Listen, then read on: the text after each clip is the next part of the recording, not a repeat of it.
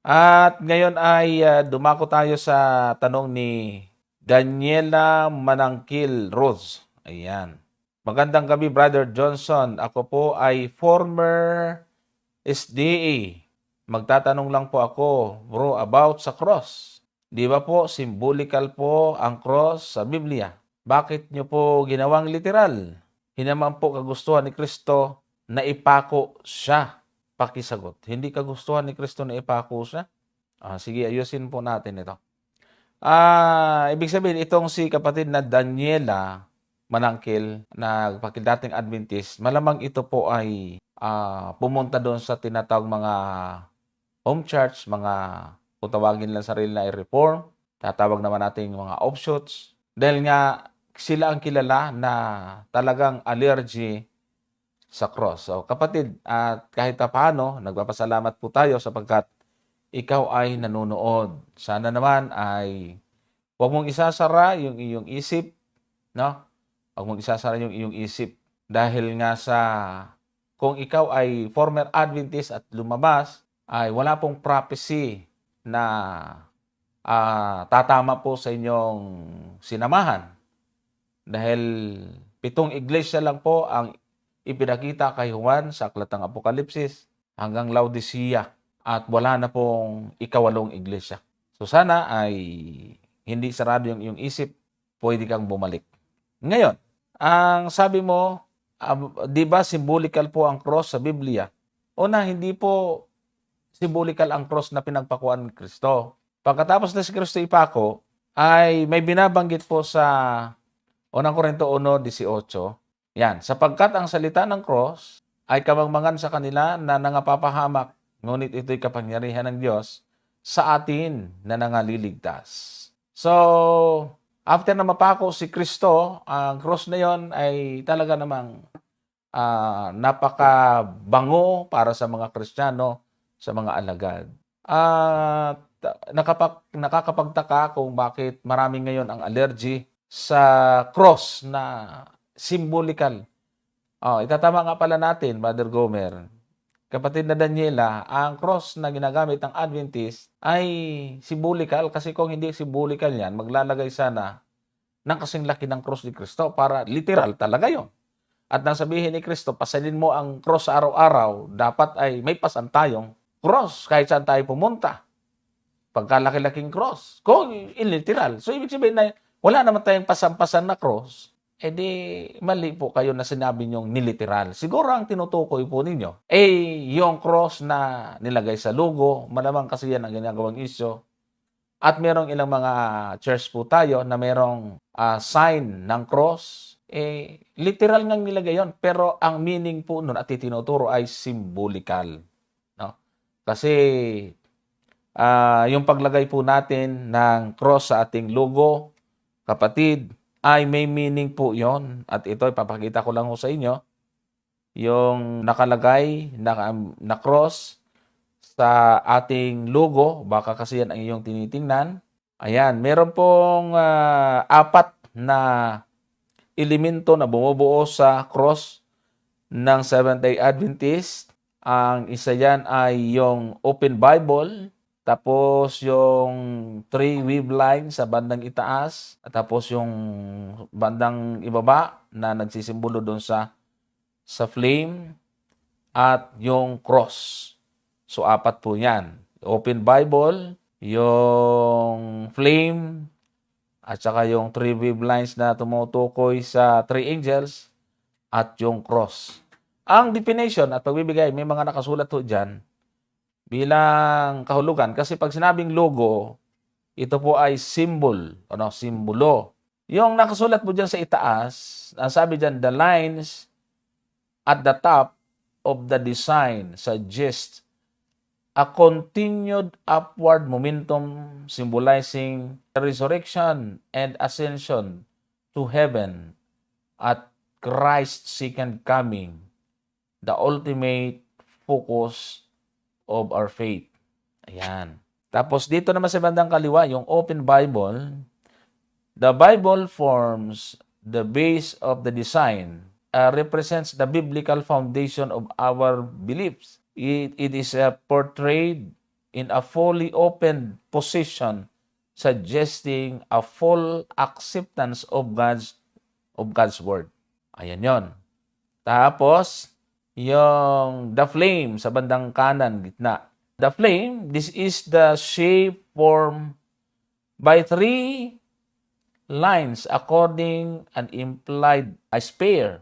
The lines represents the three angels of Revelation 14, circling the globe, and of our commission to take the gospel to the entire world. The overall shape forms as a flame symbolic of the Holy Spirit. Ayun. So, ang ganda, no? Tapos the cross, the symbol of the cross, representing the gospel of salvation, is a position in the center of the design to emphasize Christ's sacrifice, which is the central flame of our faith. So, ang ganda po ng meaning. Nakakalungkot to mga kapatid dahil nga sa panahong ito, ginawang issue po 'yan. Naging center po 'yan ng debate, ginawang sangkalan dahilan. Pinanghihikayat po 'yan ng ilang mga umalis po sa atin at sinasabi na 'yan ay masama. Masama daw po 'yan at 'yan daw po ay sa Catholic. At kung ano-ano pang mga sinasabi po nila na which is galing na lang po sa kanilang mga sariling kaisipan yon. So, wala po sa Bible na maging sentro ng ating pananampalataya ay logo. Manapa ang simbolo na nasa logo, yan ay isang malaking foundation sa ating pananampalataya. At yan nga yung definition kung bakit naging ganyan ang ating logo. Kaya kung kayo po ay ginawa po ninyong dahilan yan, at ganun din po yung mga nilalagay pong symbol ng cross sa mga church ay, alam nyo, sa panahong buhay pa si Ellen White at sa mga lumang iglesia sa panahong iyon, ay mas malalaki po ang cross. Sinasabi kasi ng iba na yan daw ay nitong bandang huli lang. Hindi ho, mas malalaki po ang sign ng cross noong araw. Kaya nga sa sulat ni Ellen White sa Acts of the Apostles sa page 209, ay nakasulat po dito na sabi niya, Christ's death proves God's great love for man. It is our pledge of salvation. Tapos ito naka-bold po, no? To remove the cross from the Christian would be like blotting the sun from the sky. The cross brings us near to God, reconciling us to Him. With the relenting compassion of the Father's love, Jehovah looks upon the suffering that His Son endured in order to save the race from eternal death and accepts us in the beloved. So, ano daw po sabi? To remove the cross from the Christian. Para ka daw nagtanggal ng araw sa kalangitan. Ang cross ay nagdadala sa atin sa Diyos. Pinagkakasundo tayo nito sa Diyos. Kaya nga, mayroong symbol at hindi masama na maglagay ng simbolo ng cross. Ang masama ho, yung pong nasa isip ng nagtuturo po sa inyo at sa iba pa, at pinapasama. Totoo na ang cross bago ang Christianity, ginagamit ito ng mga pagano para parusahan ang mga kriminal. No? Kaya nga, ipinalagay nila na si Kristo ay isang makasalanan at yung dalawang napako sa kanya talaga namang makasalanan. But after ng crucifixion, after the death of Christ, no? Pagkatapos na mamatay si Kristo, para kay Pablo sabi niya, ito'y, ano po ang sabi diyan sa 1 Corinto 1:18? Ang salita ng krus ay ano? Ang salita ng Diyos ay kamangmangan sa kanila ng papahamak. Yung mga allergy sa cross, sabi ni Pablo, kamangmangan ito sa inyo. Ngunit ito'y kapangyarihan ng Diyos sa atin na nangaliligtas. Ang Seventh-day Adventist ay gumagamit ng cross bilang simbolo ng kaligtasan. Kaya nga sabi doon, ang ganda doon sa logo natin, ito ay, ibig pong sabihin, nagdadala sa atin sa alaala ng kamatayan ni Kristo na siya'y ipinako sa cross.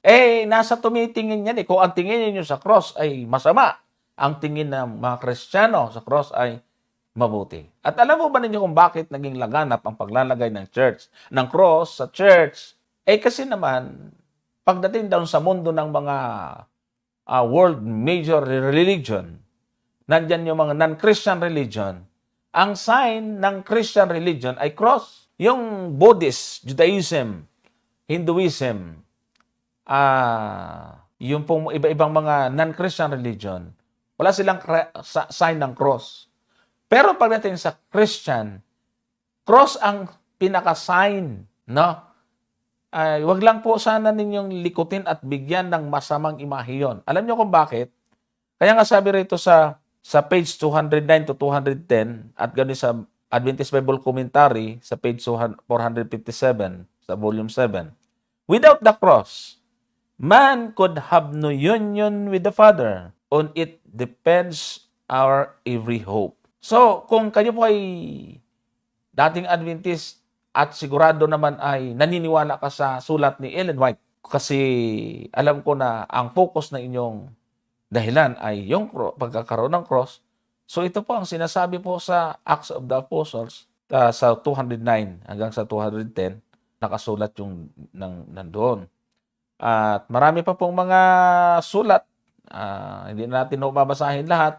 At kung papansinin po ninyo mga kapatid, noong 1873, Brother Gomer, buhay pa ba si Ellen White 1873? Oo, buhay pa, Brother Johnson. Kasi namatay siya 1915. 15. Tingnan niyo po, ang pinaka-sign natin na pinablish noong 1873. At ito po ay lumabas din sa Adventist Review. Kung makikita ho ninyo yan, dyan sa ibaba nakasulat yan, 1873, designed by Mereth Kellogg, older half-brother by John Harvey and William Kellogg. The illustration was first advertised in Review and Herald, May 27, 1873. So isipin nyo yan Kung masama yan, katulad ng sinasabi po ninyo na may sinulat si Ellen White, na masama yan, ay dapat doon pa lang nagdiba-dibati na sila Malakas pang dihamak si Ellen White dyan. Kaya ang mga sinasabi po ng iba ngayon ay mali. At isa pa po, sumunod yan, 1876, kung mapapansin po nyo dyan, yung kahoy mayroong mata, may mga meaning ho yan Noong 1876, tinanggal po yung mata, pero yung cross na natili. Ano po? Design lang po yan mga kapatid, mga kaibigan. Nakasulat dyan, the way of life is to be revised and improved in every way, wrote James White to his wife Ellen. This version was made available through the Review. In October 1876, a booklet by James White offering an explanation was also available. The prominent eye representing that God sees all we do is no longer present. Yon, tinanggal yon. The holy city has been brought down to the earth. The child and the animals presenting the earth made new have been removed. A few figures such as the angel and those depicting baptism have been improved or changed. So, yung sa history ng Adventism, kapatid, sayang yung pag-alis mo. Hindi siguro tayo na-explain sa'yo. Sayang. Sana bumalik ka. Pinag-aaral ng ating mga leader, mga pioneer. Sabi nga dyan si James White, binabago-bago yan. Kasi, alam mo bakit ko binasa ito? Brother Gomer, kasi ngayon issue sa kanila yan. Ang ganda-ganda ng logo natin, Three Angels Message, bakit nilagyan ng ganyang logo ngayon, tapos may cross? Kasi nga, nasa kasaysayan na po ng Adventist yan, na may mga revision silang ginagamit. Kaya nga, nagkaroon ng pagbabago mula 1873 hanggang 1876. At noong 1883, ay nagbago ulit. Tingnan nyo kasi baka mamaya isa ka sa biktima ng sinasabi. Ang ganda na ng logo. Ngayon nilagyan ng Bible, tas may cross, nawala yung Three Angels Message. Hindi Mas malaki pa ang Three Angels Message kaya doon sa cross, tapos yung cross ang nakita ng marami. Ngayon, 1883, anong nakasulat po? Anong hitsura na? Iba na, wala na yung kahoy. So, si James White uli, planned another version with two major changes. Writing to Ellen, he noted that the law 3 is removed.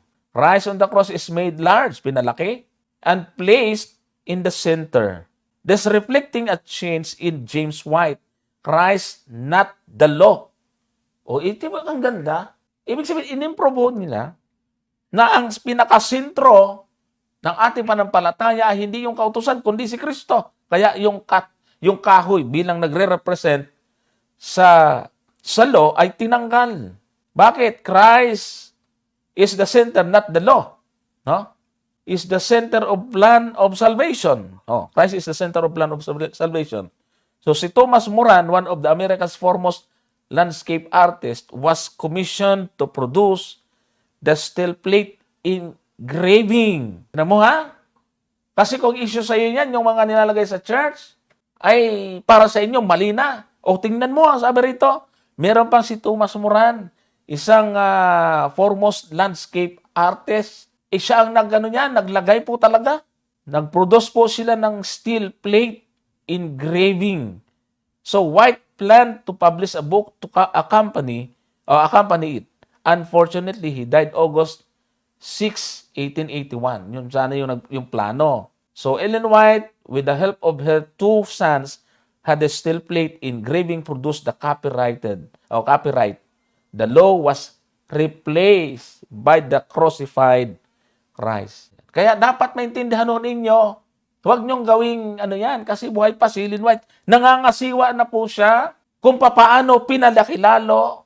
Tapos sa inyo naman, mali yan, nakatuli ko na kayo. Sabi ni Ellen White ganito. Ano yun? Nakakalungkot ito mga dati natin mga kasamahan na nagpapadala sa mga lihim na dahilan kung bakit talaga sila umalis. Sana wag ko kayong papabiktima dyan mga kapatid. Huwag kayong magpapabiktima. Itanong po ninyo at ipapaliwanag po namin sa inyo. 1980, buhay pa rin si Ellen White yan, no? Buhay pa rin si Ellen White. 1980, yan naman ang nangyari at naging bago. The most recent version was commissioned by Ellen G. White State as a full-color mural painted by Alfred Lee. It was first displayed at the 1980 General Conference session in Dallas, Texas, and now hangs prominently in the stairwell leading to the White State Visitor Center at the General Conference. O yan. Kaya maling-mali ho talaga mga kapatid. Kaya kapatid na nagtanong, ay wag mo nang sabihin, former, bumalik ka na. Magmadali kang bumalik, mali ho yung nasamahan mo. Sigurado, tinitya ko namin sa iyo, mali yung nasamahan mo. O, tinan niyo po, December 8, 2019. Nakapublish ho diyan. The Way of Life, From Paradise Lost to Paradise Restored.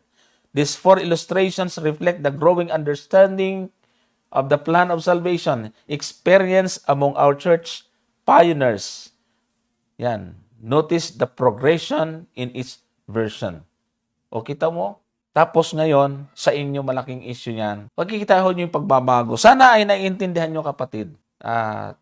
Kung meron pang ibang mga reform na makapakinig, maghunos dili ho kayo. Tingnan nyo yung bagay na yan. Pagtimbang-timbangan po ninyo, huwag kayong masyadong nagpapaniwala doon sa nagturo sa inyo at kung ano-ano pinaliwanag. Brother Gomer.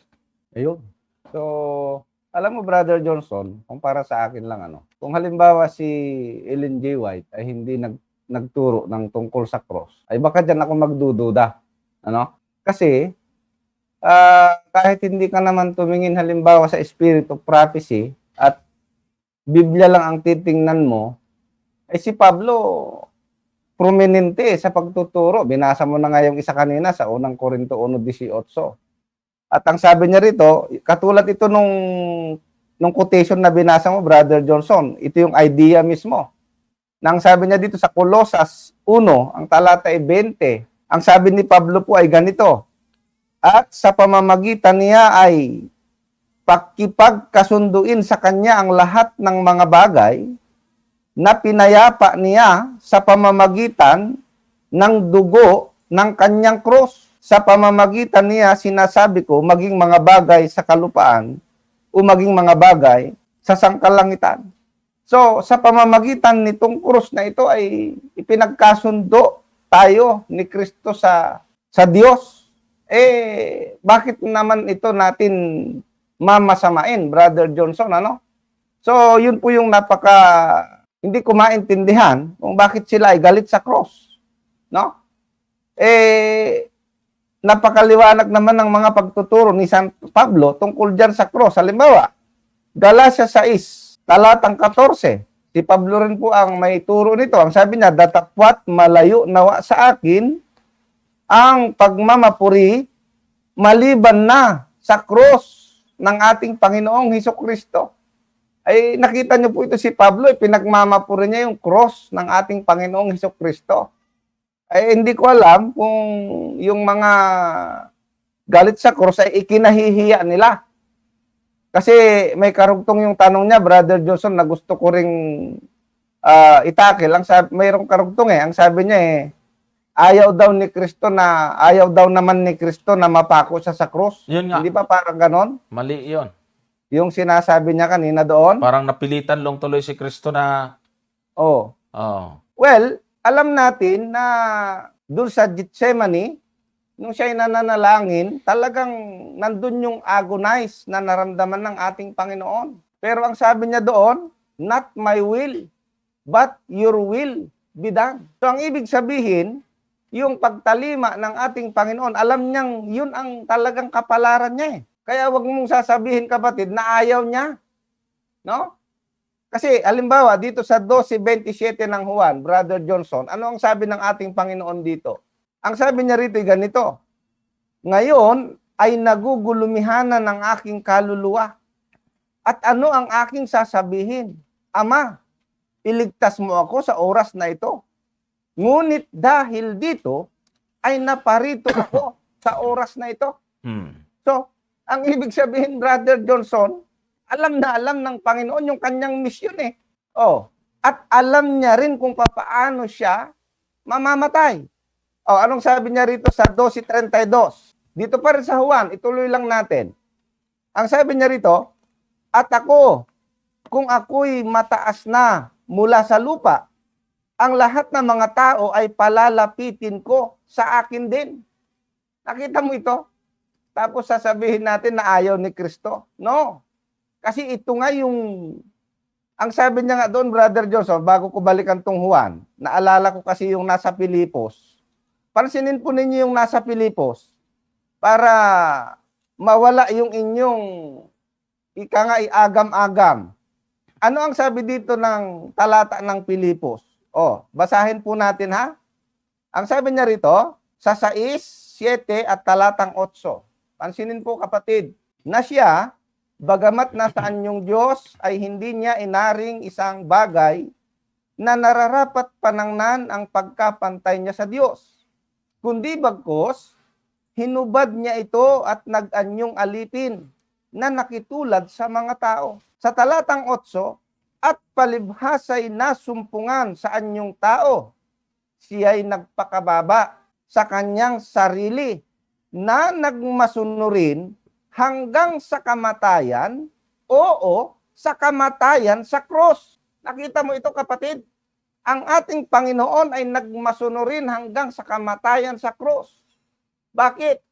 Para iligtas niya tayo. Kaya nga sabi ni Pablo, hindi ko ikinahihiya ang cross ni Kristo. Kung kayo nagagalit kapag kayo nakakakita ng cross, ay hindi ko alam, ano? Pero sa ganang amin, kapag nakikita ka ng cross, ito ang simbolo ng sakripisyo ng ating Panginoon upang tayo kanyang iligtas. At babalikan ko yung Juan 12. Ang sabi niya rin sa 32, at ako, kung ako'y mataas na mula sa lupa, ang lahat ng mga tao ay palalapitin ko sa akin din. Sa talatang 33 ay maliwanag ang sabi ng ating Panginoon. Datapwat ito'y sinabi niya na ipinapaalam kung sa anong kamatayan ang ikamamatay niya. Napansin mo ito kapatid? Alam ng Panginoon yung kanyang pagdaraanan. Ngunit ito ay kanyang tiniis. Kaya nga suffering ni Kristo ito eh. Kaya nga ipinagmamalaki ni Pablo yung cross eh. Sapagkat ito ang simbolo ng pagsasakripisyo ng ating Panginoon para tayo iligtas. Ay kayo naman ay galit sa cross. Ay bakit ganon? Hindi po magandang, hindi ba? Ang ating Panginoon ay alam niya yung kanyang misyon, no? Kaya nga nung kanyang ipinapaliwanag ito eh, hindi maunawaan ng mga alagad. Ang sabi niya ni Pedro eh, huwag mangyari sa iyo yan, Panginoon. Ang sabi niya doon sa 16 ng Mateo. Oh, anong sabi ng ating Panginoon doon? Oh, sa 16:21, anong sabi ng ating Panginoon dito? Mula ng panahong yaoy, nagpasimulang ipinakilala ni Jesus sa kanyang mga alagad na kinakailangang siya'y pumaroon sa Jerusalem at magbata ng maraming bagay sa matatanda at sa mga pangulong siserdote at sa mga eskriba at siya'y patayin at muling ibangon sa ikatlong araw. Alam na alam ni Kristo yung mangyayari sa kanya eh. Aba para sabihin po ninyo na ayaw niya. Nako, kaya nga willing siyang ibigay yung buhay niya eh. Di ba, Brother Johnson? Tama. Ang sabi nga doon sa Juan, ibinibigay ko ang aking buhay para sa tupa. Oh, walang kumukuha sa akin ito. Kusa kong ibinibigay. O kita mo? So mali po yung inyong paratang sa Panginoon na ayaw niya. Mali, maling-mali. At ang sabi dito sa talatang 22 kung itutuloy natin, at isinama niya si Pedro, siya ni Pedro at nagpasimulang siya'y pagwikaan na nagsasabi, Panginoon, malayo ito sa iyo. Kailan may hindi mangyayari ito sa iyo. O, di ba sabi ni Pedro? Ang sabi ng Panginoon, mamamatay ako, parurusahan ako, ngunit ibabangon ako. Sabi ni Pedro, wag mangyari sa iyo yan. Anong sabi ng ating Panginoon? Datapat lumingon siya. Sinabi kay Pedro, lumagay ka sa likuran ko, Satanas. Isipin mo yan. Yung palang espiritu, Brother Johnson, na magsasabi na ang ating Panginoon na hindi dapat mamatay, espiritu pala ni Satanas yun. Oh. Kaya nga, sabi ng ating Panginoon dito, lumagay ka sa likuran ko, Satanas. Ikaw ay tisod sa akin, sapagkat hindi mo pinag-iisip ang mga bagay ng Diyos, kundi ang mga bagay ng tao. Kaya yung cross ni Kristo, ito po ay bagay ng Diyos. No? Yan po ang kalooban ng Diyos para tubusin ang kasalanan ng sangkatauhan. Kaya hindi po natin dapat ikahiya yung cross na yan. Ngayon, kung kayo po'y natitisod dyan sa cross, ay tama yung sabi ni Pablo doon sa unang Korinto na binasa na natin kanina, Brother Johnson. Ano ang sabi doon? Ulitin nga natin. Oh, sa unang Korinto 1:18, ang sabi niya ganito sapagkat ang salita ng cross ay kamangmangan sa kanila na nangapapahamak. Oh, kapag nakakita ng cross, nagagalit. Hindi ba? Ngunit ito'y kapangyarihan ng Diyos sa atin na nangaliligtas. So, nasa sa inyo po yan, kapatid. Kung magpapatuloy po kayong magiging negative pagdating dyan sa cross, kaawaan nawa kayo ng Panginoon. Sabi nga ni Brother Johnson, tumakbo ka pabalik. Dahil talagang mali yung napaniwalaan mo. Brother Johnson. Merong prophecy tungkol kay Kristo. Hindi man binanggit yung cross dito, pero yun ang kinakikita nating diwa. Sa Aklat ng Awit, Kapitulo 22, talatang 16, ay ganito yung ating mababasa. No? Sapagkat niligid ako ng mga aso, kinulong ako ng pulutong ng mga manggagawa ng masama. Binutasan nilang aking mga kamay at ang aking mga paa. O kita mo, yung butas dyan ay hindi yung basta tinusok na lang kung ano-ano. Alam natin na natupad yan doon sa pagkapako sa cross sa ating Panginoon. Kaya huwag niyo pong sabihin na hindi yan ginusto ni Kristo. Bilang tao, nahihirapan siya, pero ang kanyang pagparito ay hindi napilitan lamang siya. At alam niya bago siya mamatay, nang sinasabi niya, kung paano siya mamatay, alam niya na that time, ang punishment, ang paraan ng pagpatay nila sa itinuturing na nagkasala ay sa magitan ng cross. Kaya nung pasanin niya ang cross, papunta ng Golgotha, alam niya na doon siya ipapako. Kung hindi niya gusto yun, sana hindi niya na binitbit yun. So, maliho yun. Kaya talaga namang mali yung naituro, kapatid. Kawawa naman.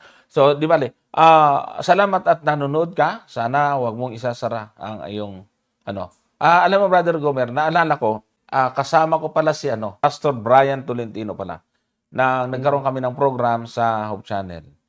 Ay meron tumawag sa akin at umiiyak, Brother Gomer, na sabi niya, maraming salamat sa inyong program dahil matagal na daw niyang napansin na sa kanilang samahan, yung mga reform, ay wala na silang evangelism na ginagawa. Wala na silang ginawa kundi manggulo sa church, puntahan ang mga kapatid, siraan ang iglesia, siraan ang mga buhay ng mga pampinuno po natin. Parang chismis na lang po yung kanilang daladala. Wala ng gospel.